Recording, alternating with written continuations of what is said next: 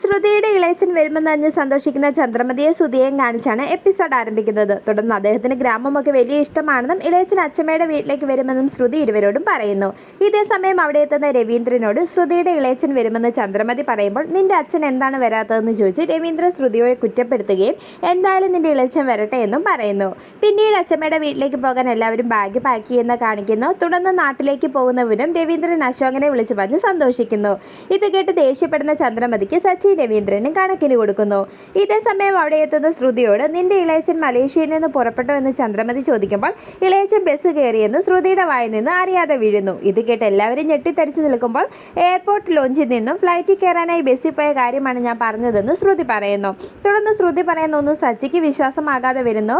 പിന്നീട് നാട്ടിലേക്ക് പോകാൻ മടി കാണിക്കുന്ന വർഷയോട് ഗ്രാമത്തിൻ്റെ ഭംഗിയെപ്പറ്റി ശ്രീകാന്ത് പറയുകയും ഇത് നിനക്കൊരു പുതിയ അനുഭവമായിരിക്കുമെന്നും പറയുന്നു. തുടർന്ന് നാട്ടിലെ വീടൊക്കെ മോശമായിരിക്കുമെന്നും ഞാൻ ഒരാഴ്ച എൻ്റെ വീട്ടിൽ പോയി നിന്നോളാമെന്നും നിങ്ങൾ പോയിട്ട് വരാനും എനിക്ക് വരാൻ തീരെ താല്പര്യമില്ലെന്നും വർഷ പറയുമ്പോൾ ശ്രീകാന്തിനാകെ വിഷമമാകുന്നു. തുടർന്ന് അവിടെ എത്തുന്ന ചന്ദ്രമതിയും ശ്രീകാന്തും വർഷയെ നിർബന്ധിക്കുന്നതോടെ നാട്ടിലേക്ക് വരാമെന്ന് വർഷ സമ്മതിക്കുന്നു.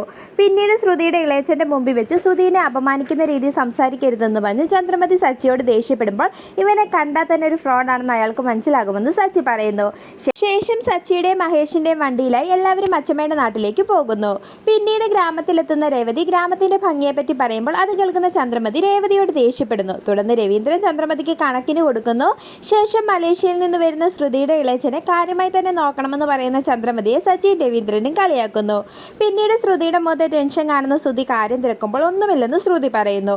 തുടർന്ന് അച്ഛമ്മയുടെ വീട് ശരിയായില്ലെങ്കിൽ അടുത്തുള്ള ഏതെങ്കിലും റിസോർട്ട് ബുക്ക് ചെയ്യണമെന്നും ഇല്ലെങ്കിൽ നമുക്ക് തിരികെ പോകേണ്ടി വരുമെന്നും വർഷ ശ്രീകാന്തിനോട് പറയുന്നു. പിന്നീട് എല്ലാവരും വരുന്നത് കാത്തിരിക്കുന്ന അച്ഛമ്മയെ കാണിക്കുന്നു. ഇതേ സമയം എല്ലാവരും അച്ഛമ്മയുടെ വീട്ടിലേക്ക് എത്തുന്നത് കാണിച്ച് എപ്പിസോഡ് അവസാനിക്കുന്നു.